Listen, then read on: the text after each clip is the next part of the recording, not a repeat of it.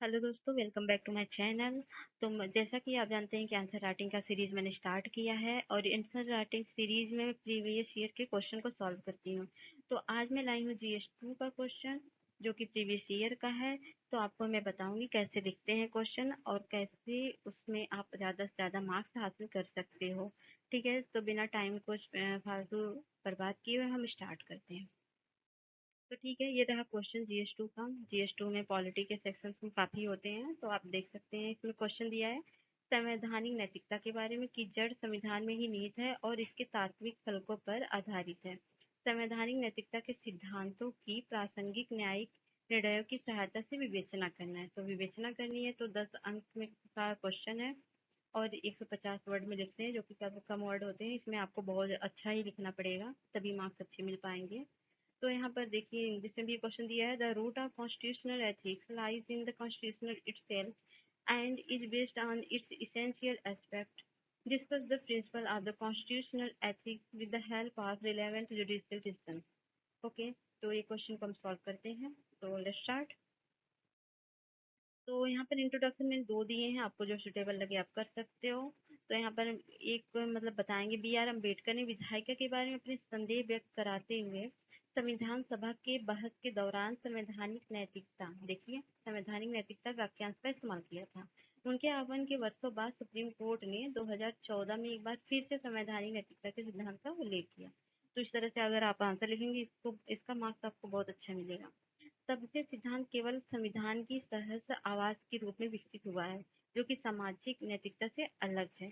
ठीक है, दूसरा इंट्रो के बारे में डिस्कस करते हैं। संवैधानिक नैतिकता का अर्थ है, आप इसको डेफिनेशन से भी लिख सकते हैं, जैसे लोकतंत्र के मूल सिद्धांतों का पालन करना। भारत में इस शब्द का पहली बार प्रयोग बी आर अम्बेडकर ने किया था। तो यहाँ पर वही क्वेश्चन वही चीजें हैं, थोड़ा सा आपको अलग तरीके से बताई गई हैं, जैसे संघर्ष विभिन्न समूहों के बीच किसी टकराव के बिना इन्हें सौहार्दपूर्ण तरीके से सुलझाने के लिए प्रशासनिक सहयोग के बारे में बात की गई थी। ठीक है, इन दोनों में से इंट्रो आपको जो भी ठीक लगे आप इस तरह से लिख सकते हैं। आपको समझ में आ रहा है ना कैसे लिखना है? जैसे कोई चीज के बारे में आपको अगर कोई थॉट पता है या फिर कोई डाटा पता है, तो उससे आप स्टार्ट कर सकते हैं, या फिर वो करंट में न्यूज हो तो और अच्छी बात है। तो मेन बॉडी के बारे में क्या, समकालीन संदर्भ में संविधान के मूलभूत तत्वों को संदर्भित करता है। इसका दायरा केवल संवैधानिक प्रावधानों का अक्षरशः पालन करने तक ही सीमित नहीं है, बल्कि संविधान के अंतिम उद्देश्यों को सुनिश्चित करने तक विस्तृत है। तो देखिए ये पॉइंट है, आपको अंतिम उद्देश्य को सुनिश्चित करना बाकी बहुत इंपॉर्टेंट है। इसका उद्देश्य है कि एक सामाजिक न्यायिक परिदृश्य का निर्माण हो, जो प्रत्येक नागरिक के पूर्ण व्यक्तित्व को विकसित व प्रकट करने का अवसर प्रदान कर सके। मैंने इसको पॉइंट वाइज लिखा है, आप इसको फ्लो चार्ट में भी बहुत ज़्यादा मतलब अच्छे से एक्सप्लेन कर भी सकते हो। तो संविधान का मूल लक्ष्य क्या है वगैरह आप बताते हुए आगे लिखेंगे, सर्वोच्च न्यायालय द्वारा द्वारा भी उसके विभिन्न निर्णय अंतर्गत संवैधानिक नैतिकता की व्याख्या एक परिपक्व लोकतांत्रिक व्यवस्था के संचालन हेतु संवैधानिक नैतिकता की अनिवार्यता को रेखांकित किया गया है। ठीक है, इसको बताते हुए आप लिखेंगे आगे। तो यहाँ पर कुछ एग्जाम्पल दिए हैं, जैसे कि 1973 के केशवानंद भारती मामले में निर्णय देते हुए सर्वोच्च न्यायालय ने संवैधानिक नैतिकता की मर्यादा को स्वीकार करते हुए संविधान में संशोधन की संसद की असीमित शक्ति का आधारभूत संरचना के रूप में सीमा आरोपित की थी। ठीक है, ये आपका एग्जाम्पल है। एग्जाम्पल का बहुत ही इफेक्ट पड़ता है आंसर राइटिंग में। तो 2017 के नाज फाउंडेशन वाद में दिए गए निर्णय में भी इस अवधारणा को मूल रूप से नियोजित किया गया, जिसमें इसका उपयोग भारतीय दंड संहिता 377 को निरस्त कर समलैंगिक को अपराध मुक्त घोषित करने के लिए किया गया था।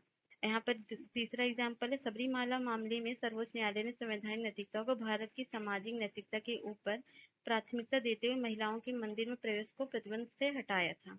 दिल्ली के उपराज्यपाल से संवैधानिक विवाद में निर्णय देते हुए सर्वोच्च न्यायालय ने संवैधानिक नैतिकता की व्याख्या करते हुए लोगों में लोकतंत्र का पर्यवेक्षण करने की आवश्यकता को रेखांकित करने वाला विचार बताया था। तो ये जो एग्जाम्पल है 3-4, ये बहुत ही इंपॉर्टेंट है। आप एग्जाम्पल देके अच्छे मार्क्स और अच्छा एक्सप्रेशन एग्जामिनर पे डाल सकते हैं।